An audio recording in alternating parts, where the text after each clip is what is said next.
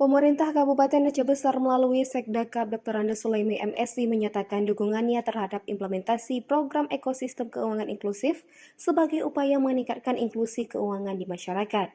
Hal ini disampaikan saat menghadiri kegiatan seremonial percepatan akses keuangan melalui pengembangan wilayah ekosistem keuangan inklusif atau EKI dan Bulan Inklusi Keuangan atau BIK tahun 2024 yang diselenggarakan oleh Otoritas Jasa Keuangan di Sentra Produksi Nilam Gampung Umong Seribe, Kecamatan Hong, Aceh Besar, Senin 14 Oktober 2024.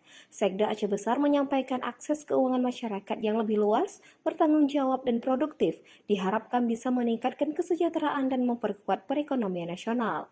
Sulaimi menegaskan bahwa kesejahteraan masyarakat adalah tanggung jawab besar yang harus diperhatikan oleh semua pihak. Ia berterima kasih kepada OJK yang telah menggagas program ini dan mengharapkan masyarakat yang serius menjaga dan merawat nilam dengan sumber daya yang telah diberikan oleh OJK. Apalagi di tengah pesatnya perkembangan teknologi, masyarakat bisa terus mengenalkan hal-hal yang bersifat konvensional. Menurutnya, literasi dan inklusi keuangan merupakan salah satu aspek penting dalam pembangunan ekonomi nasional, karena tingkat inklusi keuangan menjadi salah satu indikator pembangunan ekonomi yang dapat meningkatkan fungsi intermediasi lembaga keuangan. Sulaimi juga menyebutkan program ini akan memberikan banyak keuntungan bagi masyarakat, terutama dalam hal literasi keuangan. Ia menekankan pentingnya silaturahmi dan kolaborasi antara masyarakat dan lembaga keuangan untuk meningkatkan kepercayaan serta mendapatkan dukungan perbankan.